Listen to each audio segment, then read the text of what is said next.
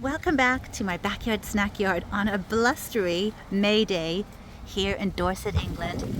Just coming down into my garden from another angle because I want to look at a different part of my garden than usual. I'm going to start off over here where we have my pineapple guavas. They're two quite large plants now. I'd say they are about 5'6", 5'7", just a bit taller than me now. And I put them in ground last year because they weren't very happy in pots and they had not been flowering for me. I've had them for a few years now, and when I bought them, they were meant to be able to flower within a year. So they were a bit reluctant to flower. I think they don't like being in pots. But now they're out into the ground. I actually buried them, I planted them in a mound. So they're a little bit higher up, which is really good because then they won't get rotten anyhow, or get really, really sodden when we have our very, very wet winters. And I'm hoping for some flowers this year. They've been really happy out of their pots, as it also meant that they have not been hurt by frost. I guess it makes them stronger, but either way, they were not frost damaged even when the temperature really dipped last winter.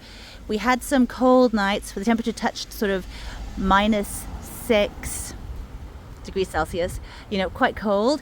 And yet, whereas in previous years they were really damaged and their leaves would drop and they would get all brittle and frozen, last winter they just sailed right through.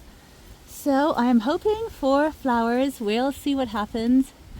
I think if you look here, their foliage buds always look a lot like flower buds, so it's really hard to tell.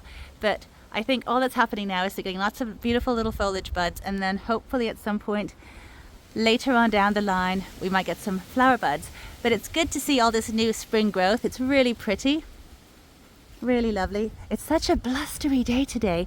We had amazing amounts of rain recently, which is of course also good for the garden to water everything, but we also had some hail too, which wasn't very expected, so that was quite cold. And then right above these wonderful pineapple guavas, we have a Szechuan pepper. This tree is so big and really, really spiky. It's in the citrus family, so the thorns are quite recognizable. And yes, some of them over here. Look at these guys. You want to plant this guy in an out of the way spot. Can't really get to them, but those thorns, they are enormous. And it's got some kind of bindweed on it too. Let's just see what that is. It's not ideal, but this tree is wonderful. I had it in a pot as well for quite some time, and I got it into the ground 2 years ago, and it's always been really a great cropper.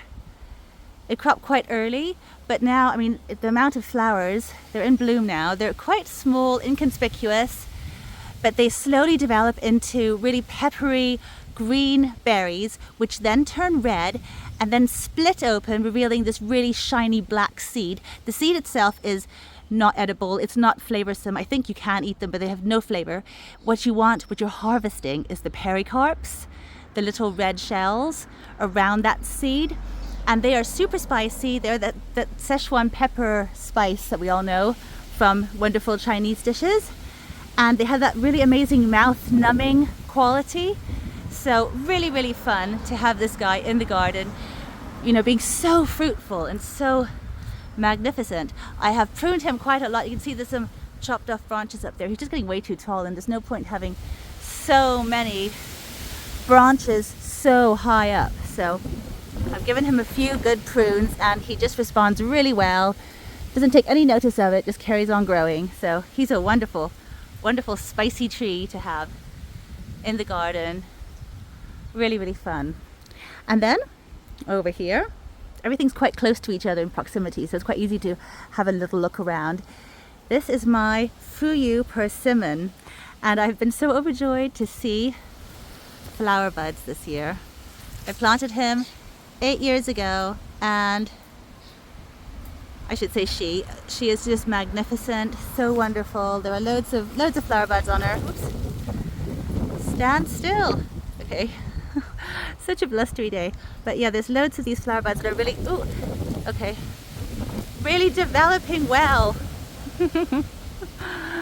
Oh, I wish I could. Oh my goodness. Okay, well, let's have a look. I don't really want to. Okay, here's some more. You gonna stand still? So they're turning into a nice little shape now, a nice little size.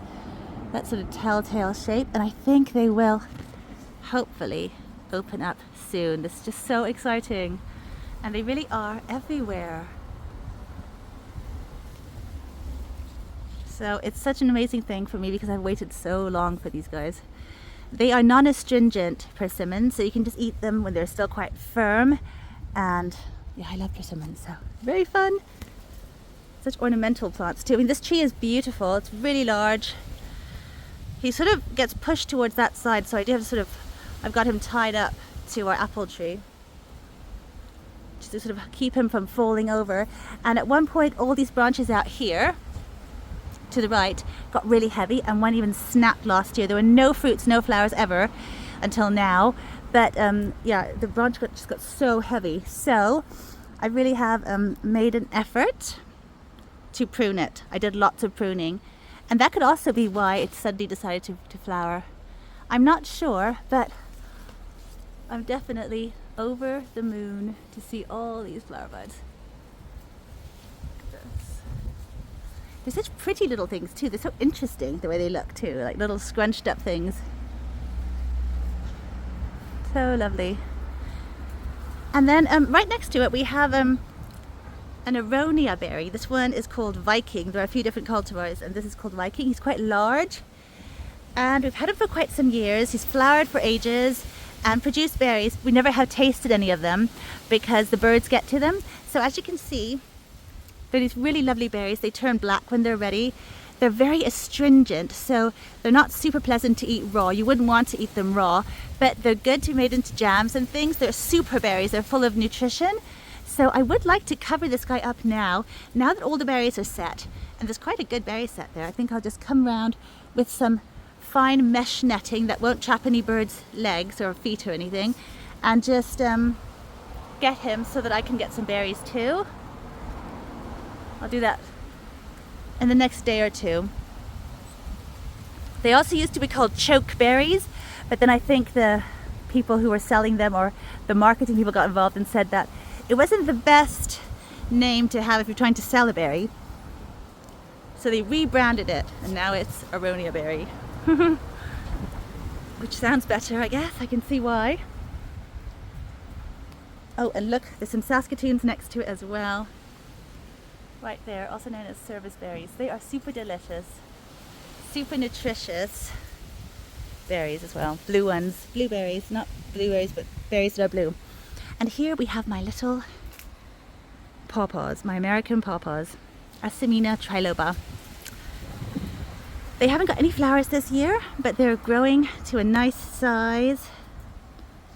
Usually recently I would have one flower on each plant pretty much, and it would easily quickly at least get eaten by a snail or something like that, or maybe even a bird, but the flower would get eaten before anything happened. But this year there are no flowers. I'm just happy to see that they're still alive and they're still ticking along, still growing a bit. They're sort of, I think they're also about 5'6", thereabouts. And there are 3 in here. It's like 3 in a hole. That's the kind of thing we're going for here. So looking nice and green and alive. That's the main thing. I also have a really small guy here, which was just an extra one I found. It was supposed to be an improved one. Don't know how it's improved, but that's what they named it when they sold it. So I'm hoping it will do well as well. And then here we have some interesting ground cover. They're known as balloon berries. They're in the raspberry family, and they don't have many berries on them, unlike regular raspberries. So you can see there's one big flower bud here, and the flower gets really enormous, and then the berries themselves are like gigantic raspberries. They're also known as strawberry raspberries because they're meant to have more of a strawberry flavor, and also they're grown so close to the ground, like strawberries. So it's a really fun one to have. It's a pretty bit of ground cover, a bit of edible ground cover. And they just spread like raspberries, so really, really lovely. Oh, and then we have a gooseberry, which I mean, seriously, it keeps on getting knocked over. It's a standard gooseberry, but it's been blown about so much that it's just not very happy. I need to pull it back up, and it was, see, that's how skinny the trunk is, and then it has all these branches full of fruit on it. So I need to give it some more support, and it was having some, but I think the support is coming away, so just need to give it a bit of a hand there because it is so gigantic. But it's looking lovely. It's an Invictus gooseberry, a blush one. Honestly, it's not the best day to be out here. It's so windy. So let's end it here. I'm going to be doing lots of pruning and cutting back. I have this wonderful hydrangea here, but it's all sort of crowding in on everything. So we're going to have a little thin out and a tidy up soon. But thank you for joining me. I will see you next time. Bye for now.